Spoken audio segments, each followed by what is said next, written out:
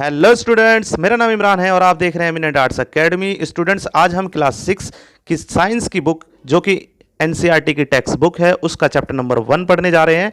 और ये चैप्टर खत्म होने के बाद आपको 2 वीडियो जरूर देखनी है, जो कि पहली वीडियो है नोट्स की, कि ये पूरा चैप्टर उस नोट्स में अच्छे से समझाया गया हुआ है, तो आपको वो वीडियो देखनी है। और फिर एंड में आपको क्वेश्चन आंसर खुद आंसर करने हैं और उनके मैंने आंसर्स भी अगली नेक्स्ट वीडियो में दी हुई है। स्टूडेंट्स, ये 3 वीडियो आपको जरूर देखनी है, ये वाली और इसके बाद नोट्स की और उसके बाद क्वेश्चन आंसर की। इससे आपका एक चैप्टर 3 बार स्टूडेंट्स हो जाएगा और इससे बाहर आपके एग्जाम में एक भी क्वेश्चन नहीं आएगा।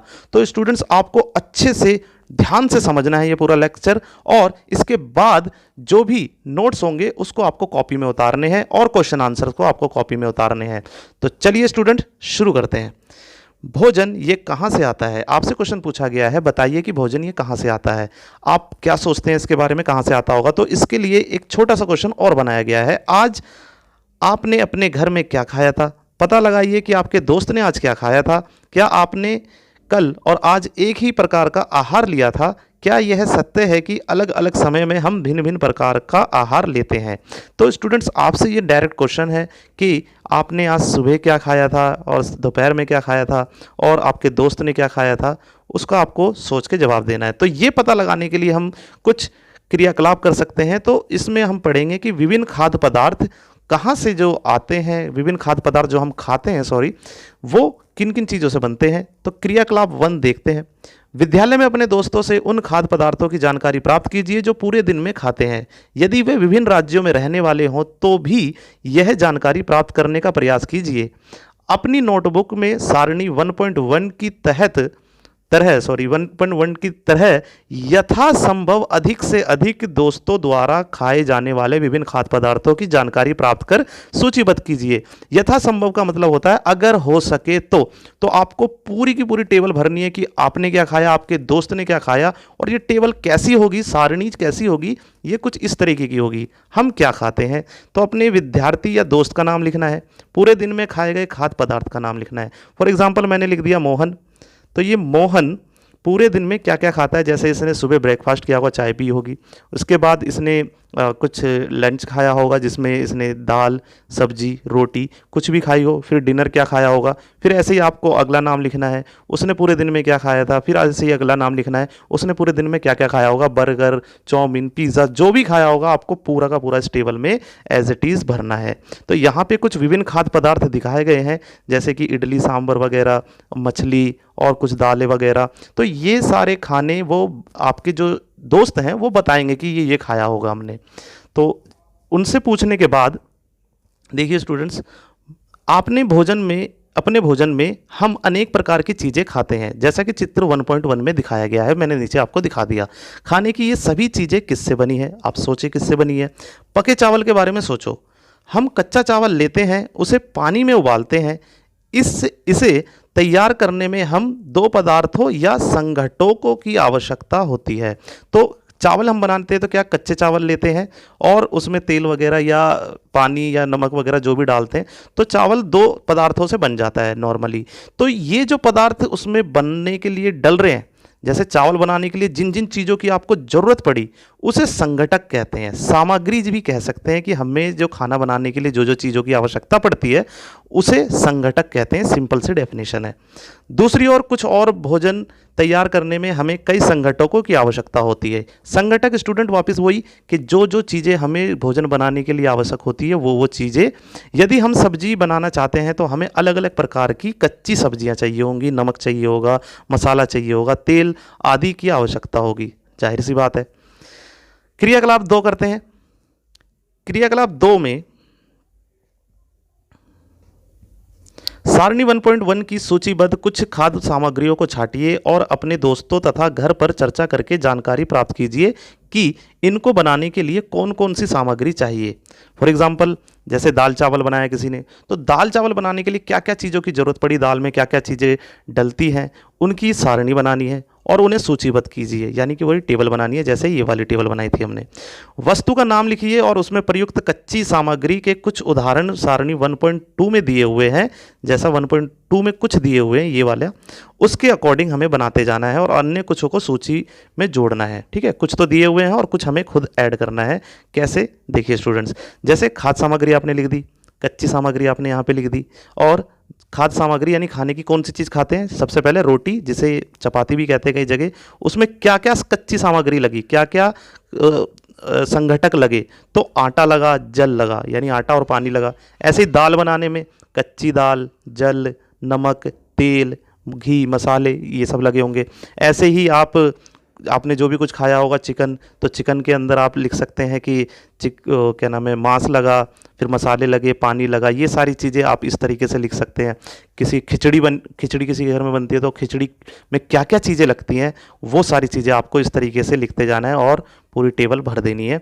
तो आप 3-4 और एक्स्ट्रा लिख दीजिएगा, बस बहुत है इतना। अब आगे बढ़ते हैं स्टूडेंट्स, हमने क्या देखा, कक्षा में चर्चा कीजिए कि क्या हम विभिन्न व्यंजनों के कुछ संघटक समान रूप से प्रयुक्त करते हैं। अच्छा, ये संघटक कहाँ से आते हैं, यानी कि जो संघटक आपने पीछे देखे, जैसे कि चावल, नमक, चीनी या और भी चीज़ें, मैदा, आटा, ये जो संघटक हैं किसी भी खाद्य पदार्थ में खाना बनाने के लिए, ये कहाँ से आता होगा। तो स्टूडेंट्स ज़रा सा आप सोचें। अब आगे बढ़ते हैं। उसके बाद खाद्य सामग्री एवं इनके स्रोत। जो स्रोत वर्ड है स्टूडेंट, इसका मतलब होता है कि जहाँ से वो प्राप्त हो रहा है वो उसका स्रोत है। फॉर एग्जाम्पल, अंडा हमें मुर्गी से प्राप्त हो रहा है, तो अंडे का स्रोत क्या है, मुर्गी है, क्योंकि मुर्गी से जो प्राप्त हो रहा है उसे स्रोत, यानी कि जहाँ से जो चीज़ प्राप्त हो रही है उसे कहते हैं। खाद्य सामग्री एवं उनके स्रोत, सारणी 1.2 में सूचीबद्ध कुछ कच्ची सामग्री जैसे फल सब्जी के स्रोत का अनुमान लगाना हमारे लिए बहुत आसान हो सकता है। यानी कि हमें पता है फल, जैसे किसी ने बोला होगा बच्चे ने, मैंने सुबह फल खाया, तो आप क्लियर कह सकते हैं कि फल तो मार्केट से ले आए हम, और मार्केट वाले कहाँ से, पेड़ों से ले आए होंगे।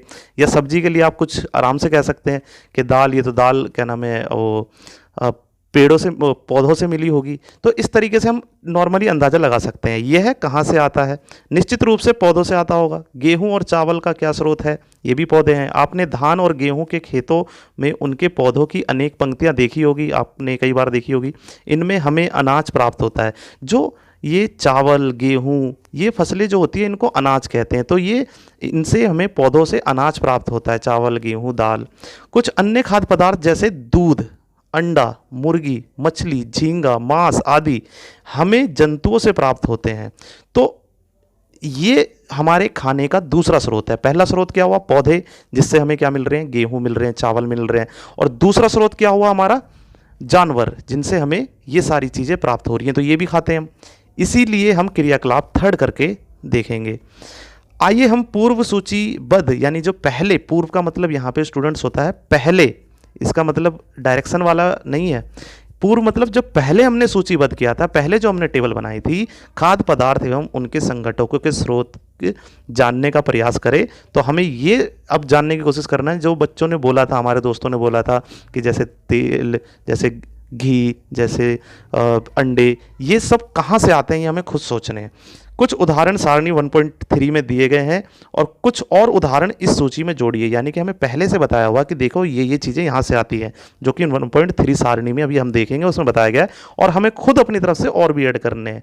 इसके रिक्त स्थानों की पूर्ति कीजिए। और क्रियाकलाप 3 से हम क्या निष्कर्ष निकालते हैं, पौधे विभिन्न खाद्य पदार्थों, संघटकों की अन्न, सब्जी तथा फल इत्यादि के स्रोत हैं। तो स्टूडेंट्स सबसे पहले सारणी देख लेते हैं, सारणी क्या कह रही है। तो सारणी ये रही जो कि हमको भरने के लिए कहा गया है। तो देखिए कैसे भरना है। सबसे पहले खाद्य पद लिखा हुआ है, खाद्य मद लिखा हुआ है, कि जिसका मतलब है कि खाने की कौन सी चीज़ हमने खाई। तो जैसे इडली खाई किसी बच्चे ने, उसकी कच्ची सामग्री, यानी कि उसमें क्या क्या चीज़ें लगी, चावल लगा, उड़द की दाल लगी, नमक लगा, जल लगा। तो इन्होंने अपनी तरफ से एक सॉल्व करके आपको बताया रखा है स्रोत। और स्रोत स्टूडेंट मैंने बताया जहाँ से वो चीज़ प्राप्त होती है, जहाँ से वो मिलती है, जो जहाँ से हमें उसको लेते हैं। तो जैसे कि उड़द की दाल, अब ये उड़द की दाल हमें कहाँ से मिलती है, पौधों से मिलेगी, जानवर से मिलेगी, किससे मिलेगी, तो दालें हमें पौधों से मिलती है। तो पादप दाल का दूसरा क्या नाम है, स्रोत है। नमक कहाँ से मिलता है, ये समुद्र से मिलता है, तो हमें समुद्र लिखना है। सॉरी, हाँ समुद्र लिखना है। जल, जल हमें नदियों से मिलता है, झीलों से मिलता है, तो हमें यहाँ पे ये लिखना है। ऐसे चिकन करी बनाने में चिकन लगता है, मसाला लगता है, तेल लगता है, जल लगता है। तो सबसे पहले चिकन कहाँ से मिल जाता है? जंतु से मिल जाता है। मसाला कहाँ से? पौधों से मिल जाता है। तेल कहाँ से? जंतुओं से मिल जाता है। जल कहाँ से मिलता है? वही नदियों या झीलों से। तो इस तरीके से आपको ये सारी चीज़ें भी भरनी है। चीनी वापस वही पौधों से मिल जाती है। तो हमने देखा यहाँ पे पीछे, तथा इन फल इत्यादि, यानी कि जैसे अन्न, सब्जी, फल इत्यादि के स्रोत हैं। ये जो अन्न सब्जी है, ये पौधे इनके स्रोत होते हैं, पौधों से मिलते हैं। और जंतुओं से मिलने वाले दूध, मांस, अंडा से प्राप्त होने वाले, तो हम कह सकते हैं कि दूध, मांस, अंडा, ये इनके स्रोत क्या है? इनके स्रोत जानवर हैं। ये हमें जंतुओं से मिलते हैं, जानवरों से मिलते हैं। दूध एवं विभिन्न दुग्ध पदार्थ जैसे मक्खन, क्रीम आदि, ये सब, घी, पनीर और दही का उपयोग संसार के प्रत्येक क्षेत्र में किया जाता है। क्या आप कुछ अन्य जंतुओं के नाम बता सकते हैं जो हमें दूध देते हैं? जैसे बकरी, भैंस, ये भी दूध देने वाले जानवर हैं, तो उनका भी नाम आप लिख सकते हैं। भोजन के रूप में पौधे के भाग और जंतु उत्पाद। अब देखिए, हमने देख लिया पीछे कि हम जो खाना खाते हैं उसमें कई वैरायटीज़ होती हैं, उनके अलग अलग स्रोत होते हैं। और क्या हमने दो स्रोतों को देखा, पहला हमने देखा पौधे, दूसरा देखा हमने जंतु। अब ये पौधे की भी अलग अलग चीज़ें हम खाते हैं। हम पौधे को पूरा नहीं खा जाते, हर पौधे की कुछ स्पेसिफिक चीज़ें, अलग अलग चीज़ें हम खाते हैं। जैसे कि यहाँ चित्र में आप देखिए, सबसे पहले आप पौधे का स्ट्रक्चर समझ लीजिए। ये पुष्प होते हैं, यहाँ पे देखिए ये फल होते हैं। हर पौधे में कुछ अलग अलग तरीके के हो सकते हैं। फिर ये सभी पौधों में कॉमन मिलेगा आपको तना, ठीक है। फिर पत्तियां कॉमन मिलेगी आपको, एकदम बिल्कुल हल्की होती है, ये आप आराम से हाथों से मोड़ सकते हैं। फिर कलियां, ये कलियां क्या होती हैं? कलियां स्टूडेंट्स वो होती हैं जो आगे चल के पुष्प बनती है। तो आप कह सकते हो पौधे का, पुष्प का छोटा रूप, छोटा बच्चा जो आगे चल के क्या बनेगा? हमारा फल या पुष्प बनेगा, वो कली होती है। और कलिकाएं होती है नीचे, फिर जड़ होती है। तो स्टूडेंट्स हर जगह हम अलग अलग चीज़ें खाते हैं।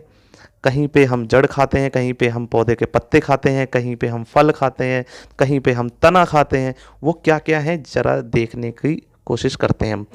पौधे हमारे भोजन का एक मुख्य स्रोत है। हम पौधे के कौन से भाग का उपयोग खाद्य पदार्थ के रूप में करते हैं? हम पत्तियों वाली अनेक सब्जियां खाते हैं। कुछ पौधे के फलों का भोजन के रूप में खाते हैं। कुछ पौधे के फलों को हम भोजन के रूप में खाते हैं। कभी हम जड़, कभी हम तना खाते हैं, कभी पुष्प खाते हैं, भोजन के रूप में खाते हैं। कभी अपने सीताफल या जिसे काशी फल कहते हैं, फूलों को चावल की पिट्ठी में डुबोकर तथा तलकर पकौड़ी बनाकर खाया जाता है। तो इसका प्रयत्न कीजिए, यानी कि आप ये देखिए, आप घर पे ढूंढने की कोशिश कीजिए कि क्या क्या हम पौधों की चीज़ें खाते हैं। कुछ पौधे के दो या दो से अधिक खाने योग्य होते हैं, कुछ पौधों के दो या दो से अधिक भाग खाने योग्य होते हैं, जिसे हम बोलते हैं खाने योग्य। फॉर एग्जाम्पल, किसी के हम पत्ते खा जाते हैं और किसी के बीज भी खा जाते हैं। जैसे सरसों की हम साग भी बनाते हैं और सरसों का हम तेल भी पीते हैं। तो ये एक ऐसा पौधा है जिसके हम यहाँ पे दिया भी है। उदाहरण के लिए सरसों के बीज से हमें तेल प्राप्त होता है और इनकी पत्ती का उपयोग करके हम साग बनाने के लिए भी यूज़ करते हैं। तो किसी के हम दो भाग भी खा जाते हैं। क्या आप केले के पौधे के विभिन्न भागों के बारे में सोच सकते हैं जिन्हें हम भोजन के रूप में लेते हैं? क्या आप किसी अन्य पौधे के बारे में सोच सकते हैं जिनके दो या दो से अधिक भाग खाए जाते हैं? तो आपको ऐसे सोचना है कि ऐसे और कौन से पौधे हो सकते हैं जिनके हम दो या दो से अधिक भाग को खा सकते हैं। अब पहेली यहाँ पे क्या कह रही है? पहेली जानना चाहती है कि हमारे भोजन का पौधे और जंतु के अलावा भी कोई अन्य स्रोत है। ये सिंपल सा क्वेश्चन है, वो जानना चाह रही है। हमें पौधे से जैसे दालें, चावल, ये सब मिल जाता है। हमें जानवरों से अंडे, दूध, ये सब मिल जाते हैं। क्या और भी खाने की ऐसी चीज़ें हैं जो हमें पौधे और जंतुओं के अलावा मिलती है? तो ये आप भी सोचिए, आगे चल के आपको इनके आंसर मिल जाएंगे। भोजन के रूप में पौधे के भाग, यानी कि भोजन जब हम करते हैं तो पौधे की अलग अलग चीज़ें खाते हैं। मैंने स्ट्रक्चर में आपको समझाया था। तो देखिए, बैंगन का भरता बनाते हैं हम, ये एक सब्जी है। जो पौधे से आती है। अब पौधे का कौन सा मतलब बैंगन का भरता बनाने में संगठक स्रोत क्या क्या लगे, तो बैंगन लगा, मिर्च मसाले लगे, कोई अन्य चीज़ें लगी होंगी। तो ये जो बैंगन है, बैंगन असल में क्या है, पौधे का फल है। मिर्च मसाले जो लगे वो क्या है, फल है।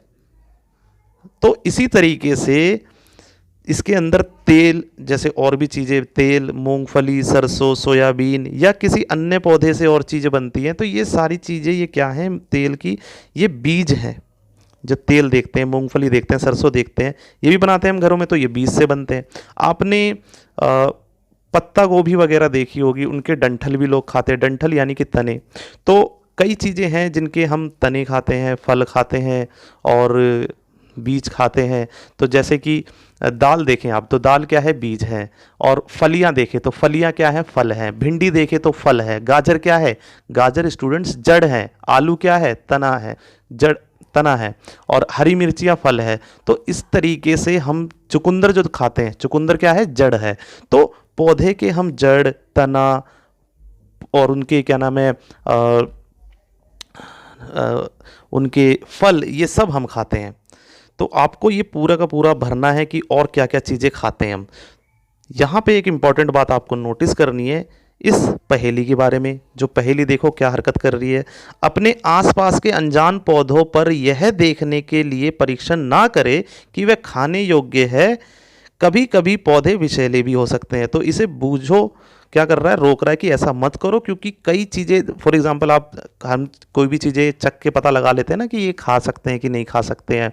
तो हमें पौधे को, बिना अनजान पौधे को ऐसे पकड़ के चखना नहीं चाहिए, क्योंकि वो क्या हो सकते हैं, विषैले भी हो सकते हैं। इससे हम बीमार भी पड़ सकते हैं और कई इतने विषैले होते हैं कि उनसे हमारी जान भी जा सकती है। तो स्टूडेंट्स कभी भी आपको ऐसा नहीं करना है। क्रियाकलाप 5 देखिए, मूंग तथा चने के कुछ सूखे बीज लीजिए। तो मूंग और चने क्या है, बीज हैं, तो इनको आपको रखना है। अब इनमें से कुछ बीजों को जल में भरे एक पात्र में डाल दें तथा 1 दिन के लिए छोड़ दीजिए। क्या करना है स्टूडेंट्स, मूंग या चने लेना है। आप क्या कर सकते हो, आप गिलास के अंदर भर दो, उसके अंदर पानी भर दो और थोड़े से मूंग और चने रख दो और पूरी रात इसे भीगने दो, जिसे कहते हैं भिगो के रखना। अगले दिन जल को पूरी तरह से निकाल दें और बीजों को गिलास में रहने दें। यानी पानी हमें फिर अगले दिन निकाल देना है और बीज जो बचे हुए हैं थोड़े से वो फूल जाएंगे, थोड़े से मोटे हो जाएंगे, उनकी हमें ज़रूरत है, उनको निकालना है। उन्हें एक गीले कपड़े में लपेटना है और एक और रख देना है। गीले कपड़े में लपेट के आपको रख देना है। तो स्टूडेंट्स देखना कुछ घंटों बाद, यानी कि 7-8 घंटे बाद क्या चमत्कार होता है। तो आप वो चमत्कार देखेंगे इस रूप में कि ये जो मूंग थी फूल कर, यानी जब हमने गीले कपड़े में एक अलग कमरे में कहीं पे रख दिया उसे कई घंटों के लिए, उसमें से सफ़ेद सफ़ेद कुछ संरचनाएं निकल आएंगी और यही संरचनाएं कहलाती हैं अंकुरित होना। तो स्टूडेंट्स, अंकुरित होने का क्या मतलब है, जो सफ़ेद सफ़ेद रचनाएं निकल आती हैं बीजों में, तो ये बीज को अंकुरित करना कहलाता है। तो बीज अंकुरित हो जाते हैं।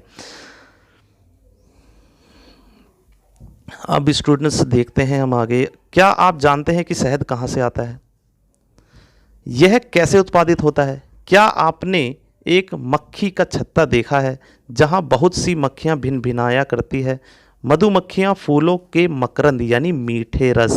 तो हम इसमें अब क्या देखने वाले हैं कि मधुमक्खी कैसे शहद बनाती है। तो मधुमक्खी क्या करती है, फूलों से मकरंद लेके आती है, जो मीठा रस होता है, उनको इकट्ठा करती है किस में, इस हनीकॉम्ब में, इसके अंदर छत्ते में जमा करती है और इसे अपने छत्ते में भंडारित कर लेती है। फूल और मकरंद वर्ष के केवल कुछ समय के लिए ही उपलब्ध होते हैं, यानी कि इनका सीज़न आता है कि जब फूल अच्छे से खिलते हैं, देखते हो आप बसंत के अंदर, तो उस समय ये एक्टिव हो जाती हैं। क्या करती हैं, उन रसों को निकाल के लेके आती हैं छत्तों में। अतः मधुमक्खियाँ इस मकरंद का भंडार कर लेती है। तो जब ये सीज़न चल रहा होता है बसंत का टाइम, तब ये फूलों से मकरंद यानी मीठा रस ले लेके आती है और अपने छत्ते में डालती रहती है ताकि पूरे वर्ष इसका उपयोग किया जा सके। हम ऐसे छत्ते में क्या करते हैं, फिर मधुमक्खी द्वारा भंडारित भोजन का शहद के रूप में प्रयोग करते हैं। हम क्या करते हैं फिर उसके बाद, जब ये मधुमक्खियाँ पूरा संगठित कर लेती हैं, इनमें भंडार कर लेती हैं, भर लेती हैं शहद को, तो हम वहाँ पे धुआं जला के इन मधुमक्खियों को भगा के और आराम से फिर क्या करते हैं, शहद निकाल लेते हैं। तो इस प्रकार से शहद निकाला जाता है मधुमक्खी से। मतलब मधुमक्खी बनाती है और उनके छत्ते से निकाल लेते हैं। जंतु क्या खाते हैं, हमारा तो पता लग गया हम दिन भर में क्या क्या खाते हैं। अब ये जंतु क्या खाते हैं? क्या आपके घर में कोई पालतू पशु है? कईयों के घर में बिल्ली होती है, कुत्ते होते हैं, तो आपके घर में क्या है स्टूडेंट्स? कमेंट बॉक्स में आप कमेंट करना। जिसकी आप देखभाल करते हो, जैसे कुत्ता, बिल्ली, भैंस, बकरी, फिर आपको इसकी जानकारी भी अवश्य होगी कि आपका पालतू जानवर क्या खाता है, अन्य जंतु क्या खाते हैं। क्या आपने कभी गिलहरी, कबूतर, छिपकली या छोटे से कीट को खाना खाते देखा है? देखिए ये गिलहरी किस तरीके से खा रही है। तो इन्हीं के ऊपर एक क्रियाकलाप है जो कि क्रियाकलाप 6 है। सारणी 1.5 में अपने जंतुओं के नाम अब अनेक जंतुओं के नाम लिखे। जो अब देखिए हमने कितनी सारणी बना ली, उसमें से अब सारणी एक और बनानी है हमें जो 1.5 है।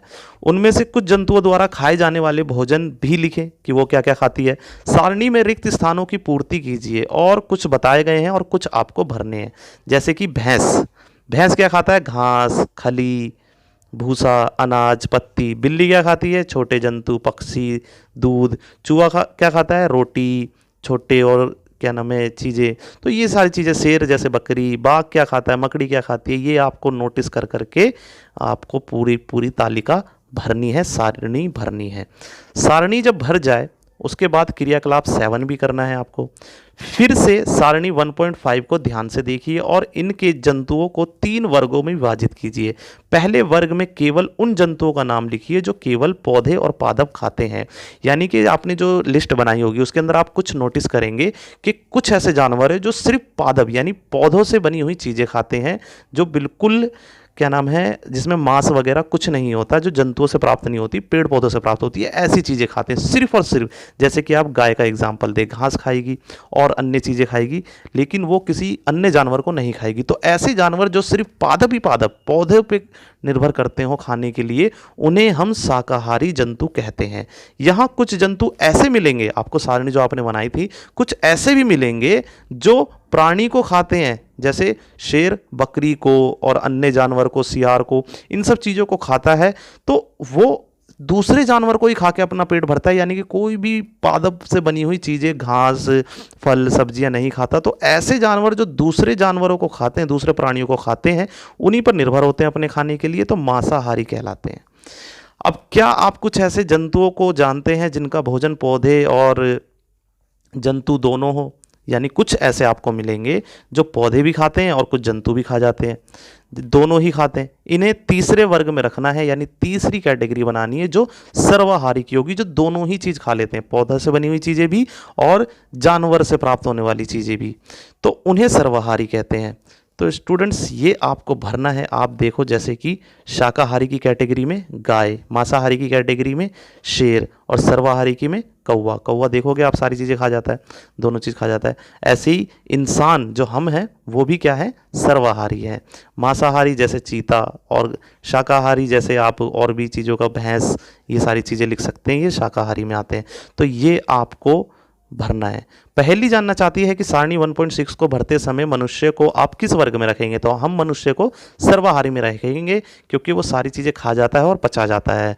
हालांकि वो अलग बात है कि कुछ लोग जानबूझ के क्या करते हैं, मांस नहीं खाते हैं, वो शाकाहारी बन जाते हैं। कुछ लोग मांस खाते हैं, वो मांसाहारी बन जाते हैं। वो अपनी चॉइस की बात है, लेकिन हमारी बॉडी ऐसी डिज़ाइन है कि हम दोनों चीज़ खा जाते हैं, तो हम सर्वाहारी हुए। हम जानते हैं कि हम में से कुछ से लोग ऐसे हैं जिन्हें पर्याप्त भोजन नहीं मिलता। अब देखिए भोजन की बहुत बात होगी, लेकिन क्या आपने कभी सोचा है कि कई ऐसी चीज़ें हैं जो हम अपने खाने में पर्याप्त चीज़ें नहीं खा पाते। कई ऐसे आपने देश के अंदर लोग भी देखे होंगे जो सारी चीज़ें नहीं खा पाते, सारी चीज़ें नहीं मिल पाती। हमें ऐसे उपाय खोजने की आवश्यकता है जिनके द्वारा देश में अधिक खाद्य उत्पाद किया जा सके। यही पर्याप्त नहीं होगा, बल्कि हमें ऐसे भी उपाय खोजने चाहिए जिससे यह सुनिश्चित हो कि यह भोजन हम में से प्रत्येक को आसानी से उपलब्ध हो जाए। तो यहाँ पे एक सजेशन दी जा रही है कि हमें ऐसे काम करने चाहिए कि हमें हर तरह के खाने, भोजन क्या नाम है प्रोवाइड करवा सके, हम हर किसी वर्ग के लिए, हर इंसान अच्छे से खा सके, जानवर के लिए भी। तो स्टूडेंट्स ये चैप्टर ख़त्म होता है, इसके कुछ वर्ड्स जो है संघटक आपको बता दिया था। जो भी खाने के अंदर चीज़ें प्रयुक्त होती है वो संघटक होते हैं। खाद, खाने की चीज़ें जो भी हम खा सकते हैं उन्हें खाद कहते हैं, खाने की चीज़ें। मकरंद, मीठा रस जो मधुमक्खियाँ उठा के लेके आती है छत्ते में पौधों पुष्पों से, फूलों से, तो वो मकरंद होता है। अंकुरित बीज, वही सफ़ेद संरचना जो निकल आती है वो अंकुरित बीज कहलाते हैं। शाकाहारी जो सिर्फ क्या खाते हैं, मीट खाते हैं, मांस खाते हैं। और शाकाहारी मैंने उल्टा बोल दिया गलती से। तो शाकाहारी जो सिर्फ पेड़ पौधे पर निर्भर होते हैं और क्या खाते हैं, पेड़ पौधे से बनी हुई चीज़ें। मांसाहारी जो मांस पे निर्भर हो। सर्वाहारी जो हर चीज़ खाते हो। तो स्टूडेंट्स अब आपको ये करना है कि इसके क्वेश्चन आंसर जो कि ये है, मैं यहाँ पे आपको सेकंड वीडियो के अंदर मैं दे दूंगा, लिंक डिस्क्रिप्शन में, आप जाके चेक कर सकते हैं। और नोट्स को जरूर कॉपी में उतारिए और पेपर के टाइम रिवाइज जरूर कीजिए। आपको पूरा चैप्टर पढ़ने की जरूरत ही नहीं पड़ेगी, आपको सिर्फ नोट्स पढ़ने और क्वेश्चन आंसर पढ़ने हैं। आप बस इतना कीजिए, एक भी क्वेश्चन बाहर से आ जाता है स्टूडेंट्स, मैं पढ़ाना छोड़ दूंगा। मैं ये कमिटमेंट कर रहा हूँ आज। तो स्टूडेंट्स सीरियस होकर फर्स्ट चैप्टर के नोट्स पढ़िए और इसके क्वेश्चन आंसर पढ़िए। और मैं आपसे अब विदा लेता हूँ। वीडियो अच्छी लगे तो लाइक करना, ज़्यादा से ज़्यादा लोगों को सब शेयर करना और मेरे चैनल को सब्सक्राइब ज़रूर करना, शेयर ज़रूर करना स्टूडेंट्स अपने दोस्तों को, ताकि वो भी इस वीडियो का फ़ायदा ले सके और पेपर में अच्छे मार्क्स लेके आ सके। धन्यवाद।